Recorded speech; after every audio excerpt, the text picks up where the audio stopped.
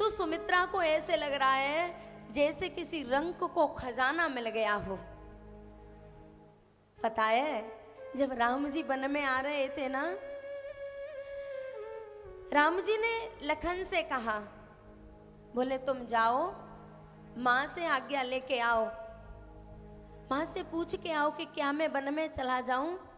लखन सोच रहे थे कि पता नहीं माँ आज्ञा देंगी या नहीं देंगी, लेकिन लखन जी गए माँ के पास और जाके कहा, माँ मेरे प्रभु वन में जा रहे हैं। सुमित्रा ने कहा, बोले तुम यहाँ क्यों आए हो? प्रभु वन में जा रहे हैं तो तुम यहाँ क्यों आए हो? लखन ने कहा, बोले उन्होंने ही कहा है कि माँ से आज्ञा लेके आओ। सुमित्रा ने कहा, ओहो, मैं तो सोचती थी कि मेरा लाल विदेह कुमारी का पुत्र है तो देह के नातों को छोड़ दिया होगा, लेकिन तुम अभी भी देह के नातों में फंसे हो। अरे जब राम ने तुमसे कहा था कि माँ से आज्ञा लेके आओ तो यहाँ आने की क्या जरूरत थी? तुम्हारी असली माँ तो वही थी। कौन? तात तुम्हारे माँ तो वैदेही,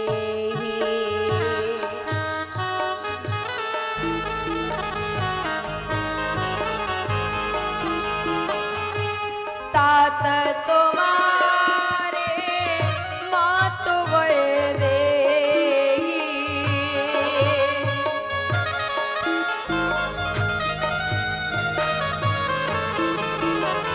पिता रामो सब भाते सनेही,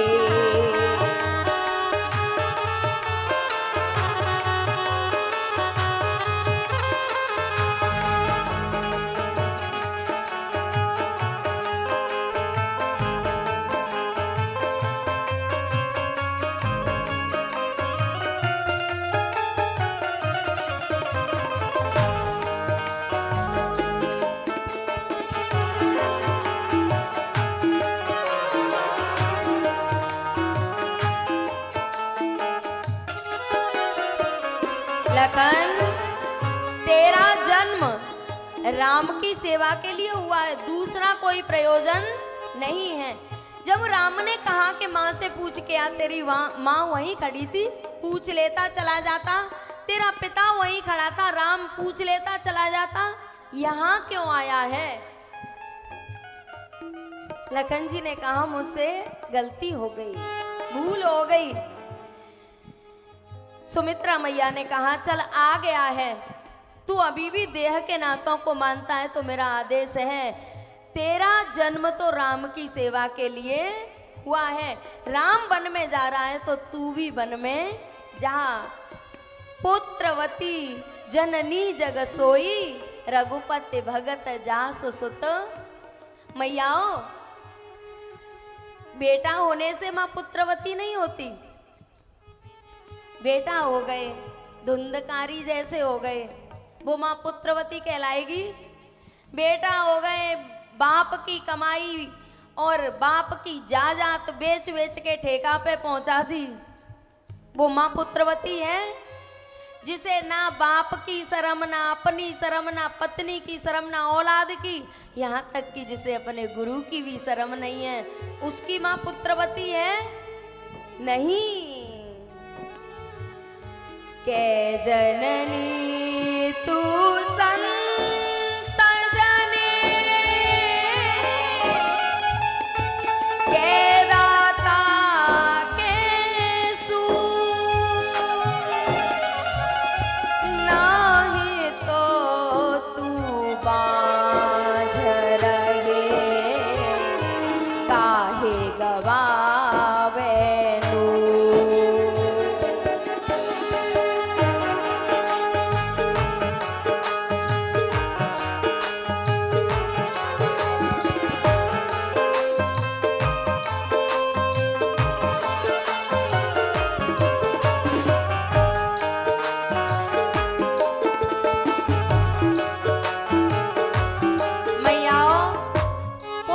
पुत्रवती माँ तो वही है जिसकी संतान या तो सूरवीर है, या दानी है, या संत है, भगवान की भक्त है। अगर ये तीन में से कोई एक भी है, या तो सूरवीर, या दानी, या भगवान का भक्त, तो माँ पुत्रवती है। शराबी, जुआरी, चोर, लकोर पैदा करने से माँ पुत्रवती नहीं होती। अगर हो जाती तो फिर धुंधकारी की माँ भी पुत्रवती थी, क्यों कुआं में गिर के मरना पड़ा? के जननी तू संत जने के दाता के सू नाहे तो तू बाझ रहे काहे गवा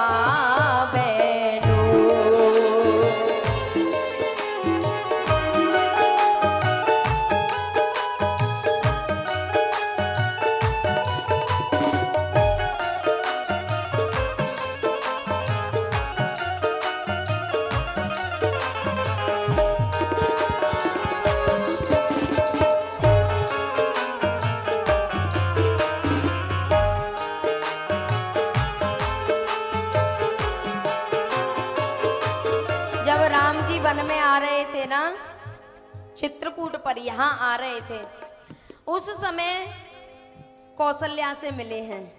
कौशल्या क्या है? कौशल्या है विवेक। कौशल्या विवेक है, विवेक से मिले। कैकेयी से मिले, कैकेयी है कर्म, लेकिन सुमित्रा से नहीं मिले। अच्छा, नियम से कौशल्या और कैकेयी से मिलना ज्यादा जरूरी था कि सुमित्रा से? सुमित्रा से मिलना जरूरी था, क्योंकि उसने अपने लाल को राम की सेवा में दे दिया है। सुमित्रा से मिलना जरूरी था, लेकिन राम कौशल्या से मिले हैं, कैकेयी से मिले हैं, दशरथ जी से मिले हैं, लेकिन सुमित्रा से नहीं मिले। सुमित्रा है उपासना। उपासना में वो शक्ति होती है कि वो राम के अंतःकरण को हिलाने की शक्ति रखती है। राम डर गए कि सुमित्रा मैया ने इतना सहज रूप से लखन से कह दिया कि तू जा, अगर मैं गया तो मेरी माँ ये ना सोच ले कि मैं लखन को मांगने के लिए आया हूँ।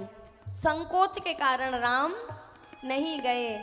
और जब राम महल से निकले यहाँ चित्रकूट पर आने के लिए, तो सुमित्रा मैया भी विदा करने नहीं आई। सुमित्रा मैया सोच रही थी कि कहीं मैं राम की यात्रा में बाधक नहीं बन जाऊं, कहीं मैं जाऊं तो मेरा राम ये ना सोच ले कि मैं अपने लाल को देने के लिए आई हूं।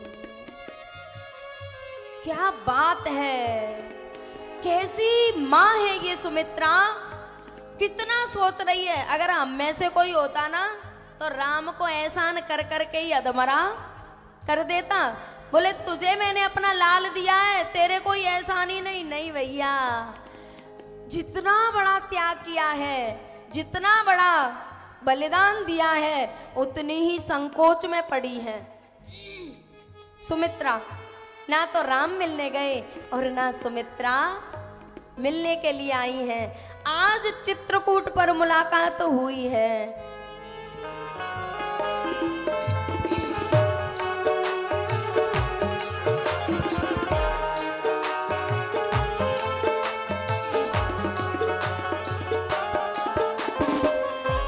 गहे पद लगे सुमित्रा अंका,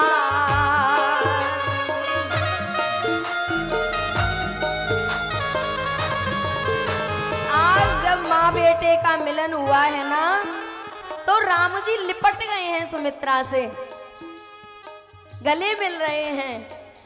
गहे पद लगे सुमित्रा अंका,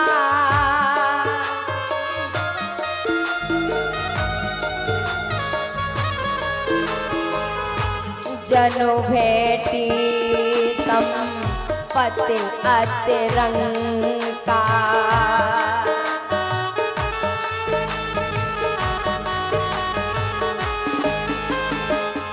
जनु बेटी संपत्ति अतिरंका।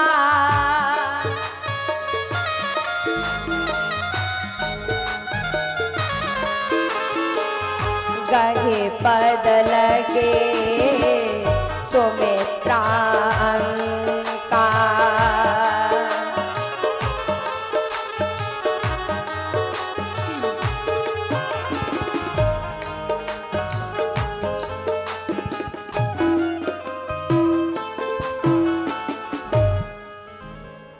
सुमित्रा मैया से जब मिले हैं राम जी तो ऐसे लग रहा है कि जन्म जन्म के गरीब ने रंक ने कोई संपत्ति पाली हो। कैसा समर्पण रहा होगा सुमित्रा मैया का। जो उपासना है, और उपासना में बहुत शक्ति होती है, उपासना में बहुत शक्ति होती है। प्यारे